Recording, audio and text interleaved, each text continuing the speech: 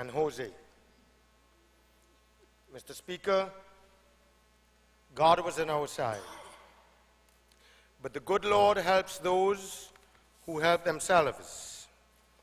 And in this regard, Mr. Speaker, the preparations made in advance of the passage of Hurricane Irma, including the readiness of individual property occupiers, contributed significantly, sir, to lessening damage on Antigua.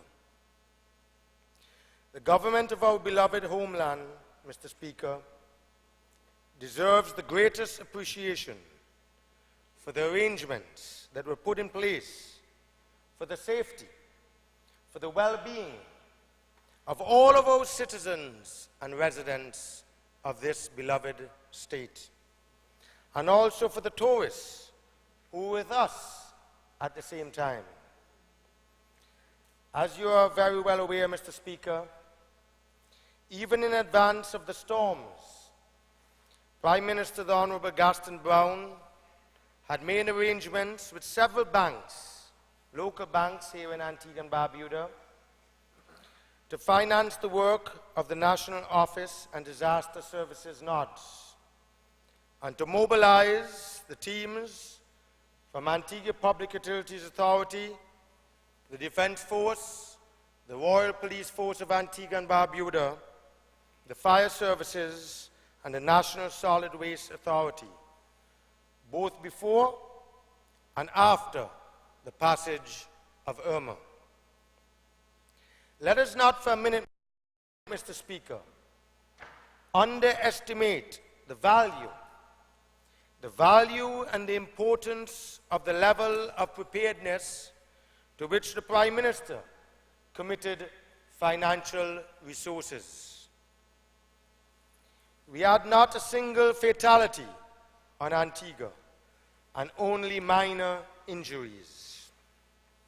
The aftermath of Irma could have been worse without the state of readiness into which the country was placed. Therefore, we should collectively, Mr. Speaker, place on record our appreciation, our thanks to all of the agencies that helped to accomplish that state of readiness. They merit our applause and our thanks. Mr. Speaker, of course, everything could have been better, but by God's grace, we in Antigua were relatively unscathed compared to what occurred on the sister isle of Barbuda. I will later, at the end of my presentation, give a more detailed report of the state of our hotel properties, Mr. Speaker, in Antigua, following an assessment by the Antigua and Barbuda Tourism Authority and the Ministry of Tourism technical teams. But those, Mr. Speaker, those of us who seek fault, those of us who seek failure, will find it wherever it is convenient for their purposes, their selfish purposes. And we have had much of that, sir, particularly from opportunistic members of the opposition political parties who, Mr. Speaker, desperately seeking relevance for themselves. They remind me of an ambitious and unscrupulous character in the television program. In a television program, Mr. Speaker, called The Game of Thrones, of whom Lord Varys said, and I quote, he would see this country burn if he could be king of the ashes. End of quote.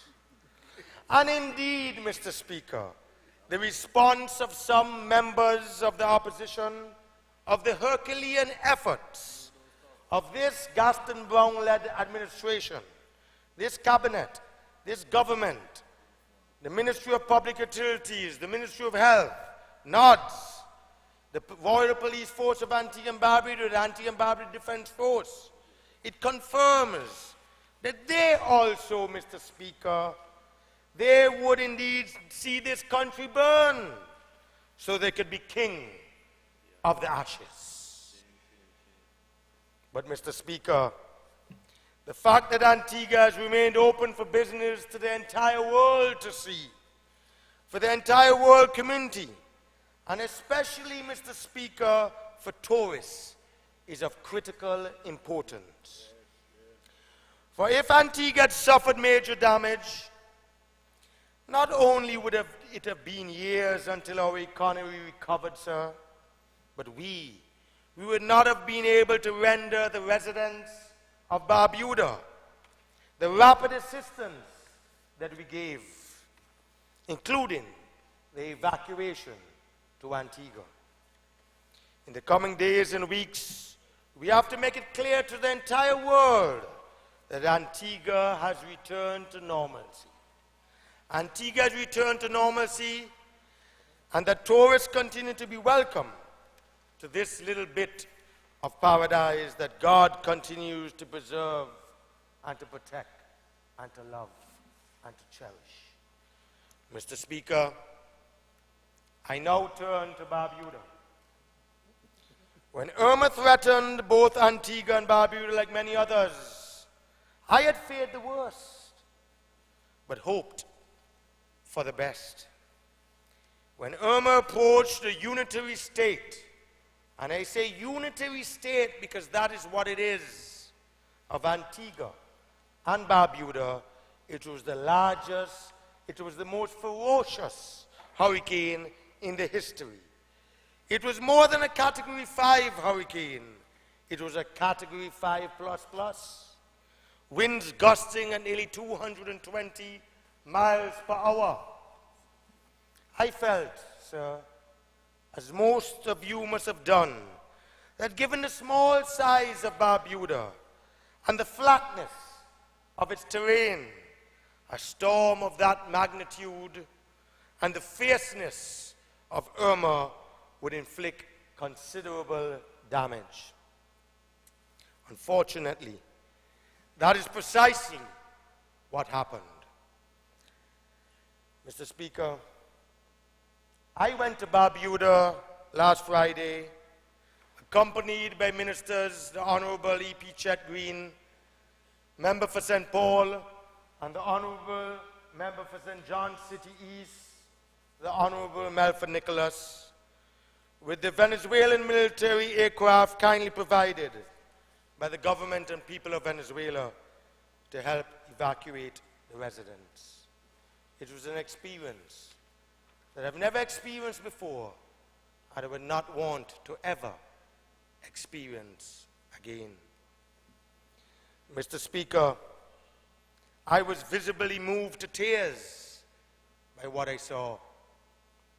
The despair, the raw emotion on the faces of the Barbudan people was unimaginable. Unimaginable, and something that I will never forget as long as life lasts. As a country, we will be eternally grateful to the government and the people of the Bolivian Republic of Venezuela for their assistance with their military aircraft, which was critical in evacuating nearly 800 of our Barbudan brothers and sisters ahead of another impending hurricane. That evacuation, sir, it was necessary. It was critical, Mr. Speaker, not only because of the approach of Hurricane Jose within a few days of the passage of Irma, but also because Barbuda is unfit. It is unfit for human habitation. We are also grateful to all the emergency disaster respondents who assisted in this evacuation effort. For within 48 hours, sir, 48 hours, a flotilla of seacraft, of helicopters, and military aircraft were used for the Barbuda exodus to ensure that our Barbudan residents and citizens that they were all safe right here in Antigua. And Mr. Speaker, Prime Minister Gaston Brown has rightly described it as a mangled wreck. A mangled wreck. For such homes and other property left standing, sir, require very little pressure to reduce them. Reduce them to the rubble that lies all around them. And I could not conceive of how little children could attend school, or how people could resume a normal life without proper shelter and no utilities of any kind. No water, no electricity. It will be hell on earth. And there is no conceivable way in which we could have left anyone in Barbuda for one more moment in those dire circumstances. For we all know that there was one fatality in Barbuda. A little boy plucked from the hands of his guardian by the intensity of Irma's force. His death was one too many. His life mattered. And we continue to mourn him. We will never know what further fatalities may have resulted in Barbuda from Hurricane Jose. Excuse me. But we can all take comfort in the rightness of the government's decision to evacuate all residents to Antigua. For those of us in Antigua who know that there are but fortune, it could have been any of us. But we have risen up. We have risen up to the task to help our brothers and to help our sisters who were in Barbuda. And we have given them a shoulder to lean on, and a hand to help them. The people in Antigua have long cared and long expended treasure on Barbuda. The people in Antigua have done so again. A grateful government of the unitary state of Antigua and Barbuda sincerely thanks the people in Antigua who have opened their homes and whose resources will be used to maintain the residents from Barbuda. The temporary shelters that government has provided, as well as the cost of food, bed cots, medicines, toiletries, and other essentials are being provided because the government, this government, Mr. Speaker, we had the foresight and the care to purchase in advance of the storm and to charter 2 planes and a Amerijet to fly those needed materials to Antigua. And again, sir, let us not take this forward planning by the government for granted. In other islands, which were hit by Irma, mass suffering continues and relief supplies are yet to be sent to them, even by the British government, by their metropolitan governments, or by their local administrations. I mention this, though, sir, I mention it in great sorrow for the peoples of those neighboring islands and in sympathy for their circumstances. But it is important that I make that point. I make that point that without our level of preparedness as a government, all of our residents, particularly those on Barbuda, would have been in similar terrible conditions. Further assistance will be delivered in the coming days from CARICOM governments, organized by the Caribbean Disaster and Emergency Agencies. Both Prime Minister Alan Chastanet, the chairman of OECS, and Prime Minister Roosevelt Skerritt flew in last evening to see firsthand and visited with Prime Minister Brown the shelter. And also friendly governments such as Bolivia and Chile, Ecuador, Qatar, United Arab Emirates, Panama, and Canada, they have all pledged their help at an early stage. But the government of Venezuela, Mr. Speaker, was the first responder. And I want to go on record to express my profound gratitude and appreciation to the government and President Maduro of the Bolivian Republic of Venezuela for their military aircraft, which was crucial in the evacuation and the residence of Barbuda.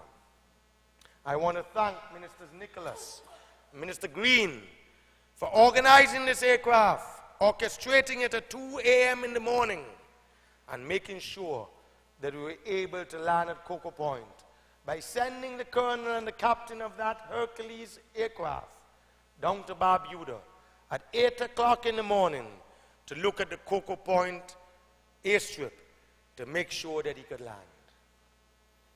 Also, Virgin Atlantic and its owner, Sir Richard Branson, has also been helpful, as are the cruise lines, sir, including Royal Caribbean International and Norwegian Cruise Line. In fact, the cruise lines are sending 4 ships, Mr. Speaker, across the Caribbean with relief supplies. And our government is most grateful to all these donors for the swiftness of their response.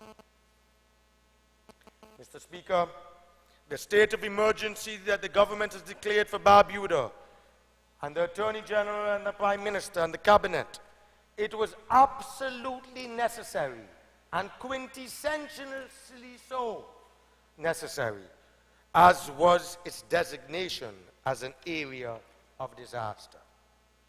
The safety of the Barbudan residents and the security of the island required it.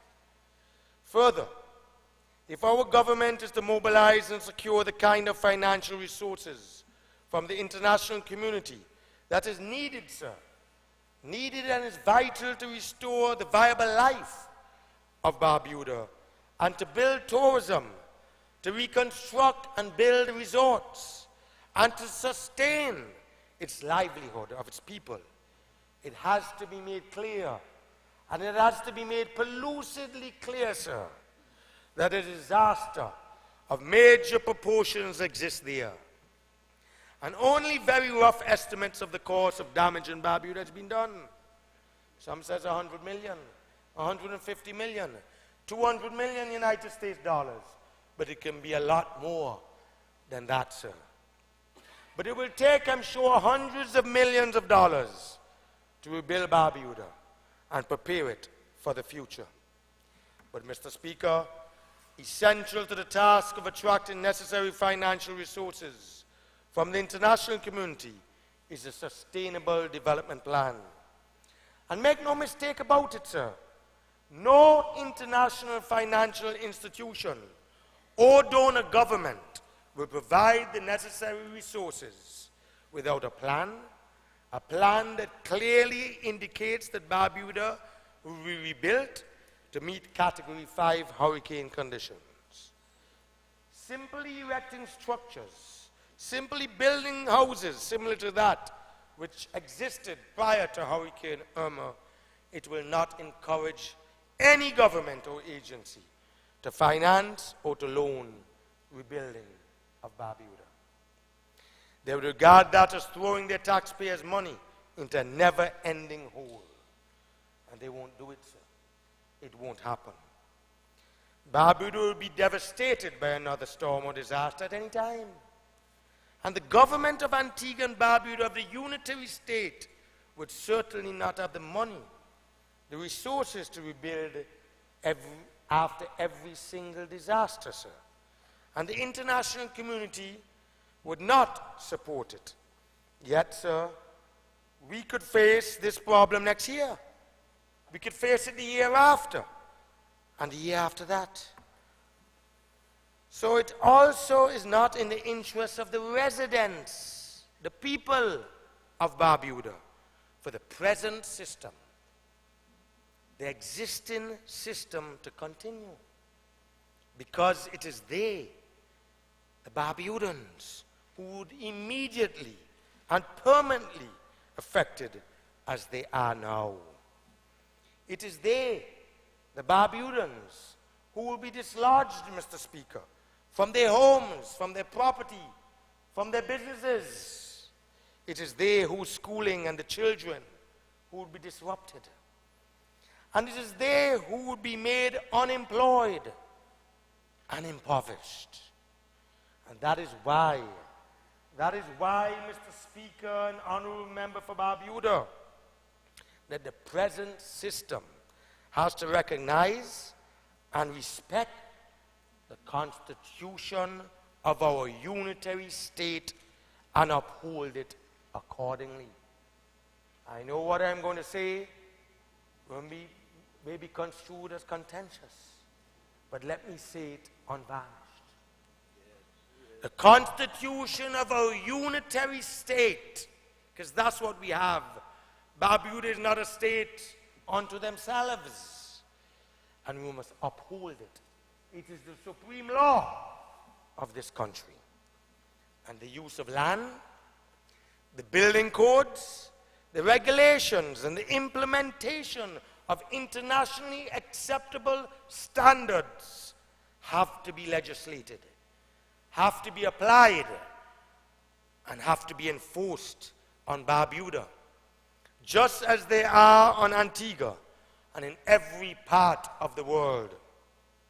And in this regard, it must be acknowledged that in their desire, in Barbuda's desire, but more so in their desire, the UPP, when they were in office, and this is a fact, this is not politics, when they wanted to pander to the support of a handful of vocal separatists on Barbuda, the opposition United Progressive Party, Mr. Former Prime Minister, Mr. Member for St. John's Rural West, you have deeply wounded the interests, you have deeply wounded the interests and the residents and the citizens of Barbuda by ignoring.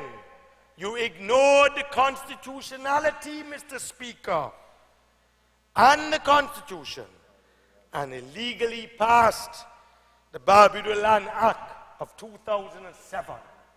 It was a fatal mistake, Honorable Attorney General, that your former predecessor, Justin Simon, advised then Prime Minister Baldwin Spencer to do. It was a sad day in this house and in this country in 2007 when you passed that Barbuda Land Act.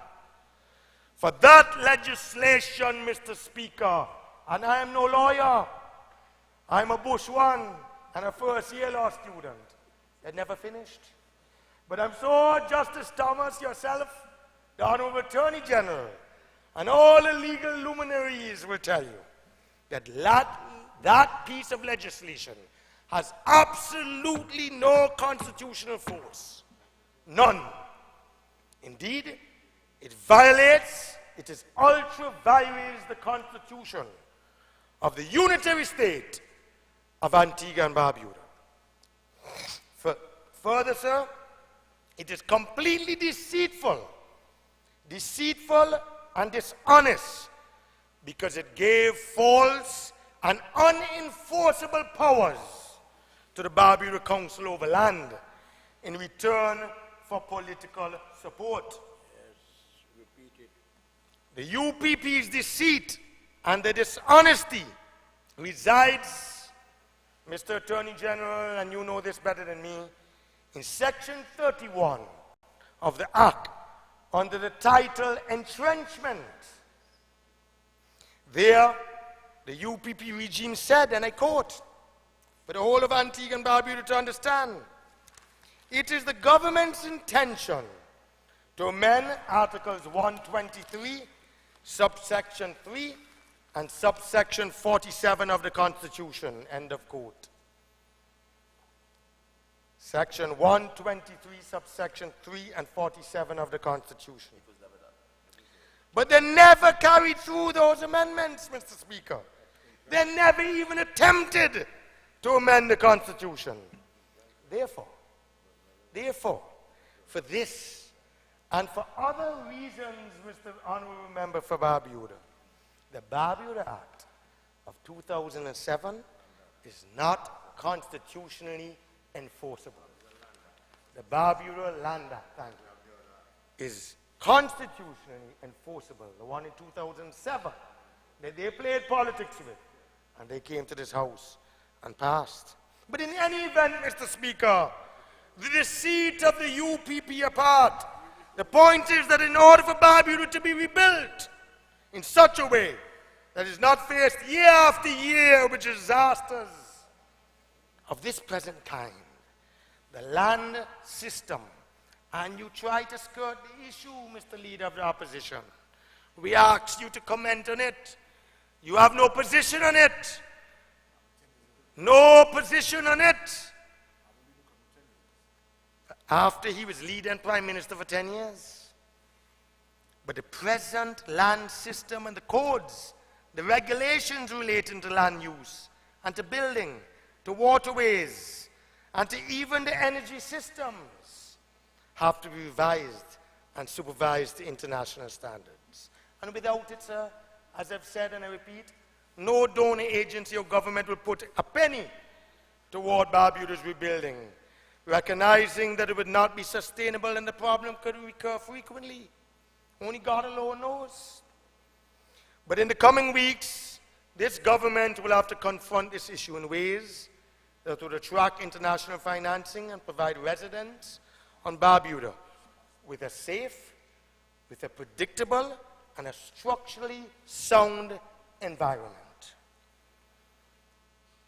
Mr. Speaker, the immediate cost of maintaining our brothers and sisters who have been evacuated from Barbuda will have to be borne by the people of Antigua and Barbuda and our unitary government, which already faces severe challenges. But we will not shirk.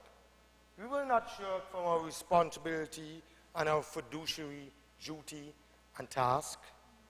However, the cooperation of all will be required, and not partisan, petty, narrow political politics at this time that was espoused by the honourable member this afternoon of St. Philip South, which made absolutely ridiculous to tell us to go and put Barbudans in persons' houses at Dredge Bay that already have title and have their keys. That's what he would have done if he was in government. Thank God that they're not in government. While he has given absolutely nothing, he have not even visited a shelter. I asked him outside, have you visited a shelter? Even one? But those, Mr. Speaker, who seek ruin, they seek ruin so that they can be the kings of dust. They must not be allowed to succeed. And they will not be allowed to succeed. For the representatives elected to this honorable house have the special and have the particular obligation to do all in our power to rebuild Barbuda on a sustainable and a meaningful structural basis, to give its residents the same level of security and predictability as exists on Antigua, to ensure that all of our citizens and residents make an equal contribution to the benefits enjoyed by all, and to make our nation whole again. Mr. Speaker, I'm pleased to support the motion before us in the interest of our unitary state of Antigua and Barbuda in particular. Mr. Speaker, I just want to give a brief little synopsis. I crave the indulgence for a few minutes more. As the Minister of Tourism, it is incumbent upon me to give a little summary following the passage of Hurricane Irma and Jose on the hotel stock and our tourism product. Mr. Speaker, following both Hurricane Irma and Jose, the Ministry of Tourism and the Antigua and Barbuda Tourism Authority officials and technicians carried out a visit to all of the hotel properties and spoke to various hotel officials to get a first-hand report of the damage to their properties. And this was also done to ascertain which properties were closed and to get an exact date of reopening. Of course, we know Barbuda sustained significant damage to all its hotels and guest houses, with some properties such as Cocoa Point and Barbuda Bell being totally destroyed, sir. Very few properties sustained any major structural damage in Antigua. Mr. Speaker, 9 major hotels representing 1,102 rooms continue to remain open in Antigua, while 18 were closed for the normal annual renovations. This represents an additional 857 rooms and will all be open by mid-October as originally planned. Mr. Speaker, only 5 hotels have been closed temporarily because of the storm due to their efforts to relocate their guests. For example, Galley Bay on Antigua is noted as having been the most significantly impacted with water damage to the beachfront rooms and loss of the deck restaurant. Excuse me. But, Mr. Speaker, the hotel's efforts to relocate their guests to other properties, these represent 455 rooms and have all confirmed they will complete their cleanup efforts to reopen this week. This means 1,557 rooms for major hotels will be available by the end of this week and will be fully open for business as normal. Most small properties, sir, many of which have been used to accommodate evacuees from Barbuda, have been open for business. The village sector, which is largely seasonal, also continues to remain robust and are largely open for business. Both the small properties and the village represent approximately an additional 1,000 rooms. So, Mr. Speaker, Antigua is open for business. Mr. Speaker, before I close, I would like to just touch base briefly on the personal relationships and how important it is, sir. When you develop, when you culture, when you forge personal relationships, not just with friendly governments and prime ministers and presidents, but also with investors, with prospective investors, well-wishers of your country and friends. And I want to compliment and go on record this afternoon, because today is a seminal moment in the history of the annals of this country and this parliament, and to go on record for Hansard to record me, to express my appreciation and the appreciation of my cabinet colleagues, to the Honorable Prime Minister for his great visionary leadership, the friendships that he has forged, the relationships. I witnessed this morning when Prime Minister Brown went outside and spoke to Prime Minister Justin Trudeau. He didn't refer to him as Prime Minister Brown, he referred to him as Gaston. And so likewise, Prime Minister Brown referred to him as Justin, on a first-name basis. It is the personal relationship that he had built since he was in opposition, where Prime Minister Justin Trudeau actually stayed on vacation in Antigua, at the request of Prime Minister Brown, actually at my villa at Laurie Bay. I didn't have the opportunity to meet him, but Prime Minister Brown have done so in a respectful, meaningful way. Also President Maduro of Venezuela. We have gotten a lot of flack as a country why we are standing up for Venezuela. They were the first country to respond. And other friendly governments. I just received an email that Prime Minister Brown forwarded me from the United Arab Emirates, that they're helping. The Kuwaiti ambassador, Qatar, all of these friendly governments, Panama, they're reaching out to assist Antigua. But it's that personal friendship, the forging of a bond of friendship. Calvin here, you've already posted on all of his websites that all of the gaming operators worldwide, for every dollar that they pledge, he will double it. So if they give $1,000, their donation will be $2,000, up to $1 million United States dollars. Mr. Stephen Morgan of Jumbi Bay, Mr. Martin Franklin, you heard the Prime Minister say prior to the storm he was able to pick up the phone. I was there in his office. And over $1 million United States dollars he paid for all of the relief supplies with Ambassador Bustani. And I want to go on record and thank Ambassador Gilbert Bustani for his Herculean efforts. He must be commended for what he has done for the people of Antigua. I know some will say it is duty, but it's not just for Antigua, but also for the Antiguans and Barbudans living in South Florida. He also provided assistance when Home Depot and the others were closed. And I want to thank Ambassador Gilbert Bustani, Mr. Martin Franklin, Calvin Eyre, Baron Lon Tisson have agreed to give up to 500,000 US. Mr. Speaker, these are friendships, bonds of friendships that this Labour Party government and the Prime Minister and my cabinet colleagues, the contacts, the networking that we have on this side, and I'm sure many others will follow. So I have no fear when the Prime Minister says that within a few months you have set a target of $50 million. We will accomplish it. And I personally will use my capacity and my contacts to assist my beloved country and the people of Barbuda. Mr. Speaker, I have here to show that the Prime Minister is a man of his word. A Scotiabank draft made out today, September the 11th, for 100,000 Eastern Caribbean dollars to the Barbuda Relief Building Fund by order of Gaston A. Brown to the people of Barbuda, which was deposited today in the Hurricane Relief Fund. And let us thank Prime Minister Brown.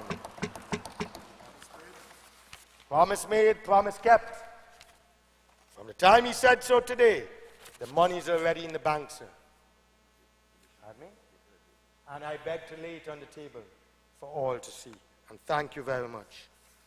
I would like to say, Mr. Speaker, that I, along with my dear mother, Ambassador Joseph Michael, and the Michael family, will be depositing tomorrow morning to the Barbuda Hurricane Relief Fund, United States, 200,000 United States dollars, or 540,000 EC dollars, to assist with the construction of Barbuda.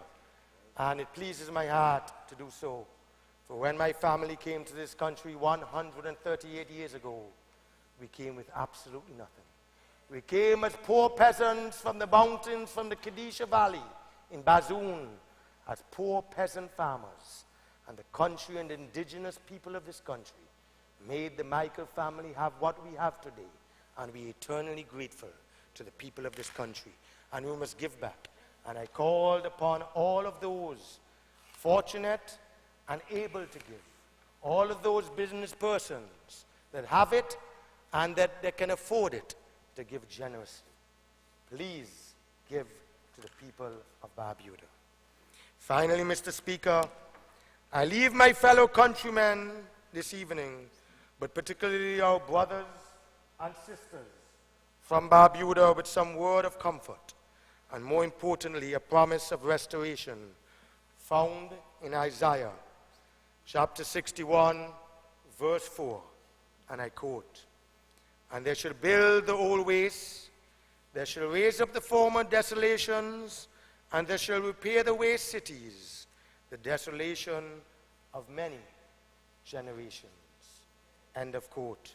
With the help of Almighty God, Barbuda will be restored. Barbuda will be rebuilt. Barbuda will rise again. Thank you, and God bless you.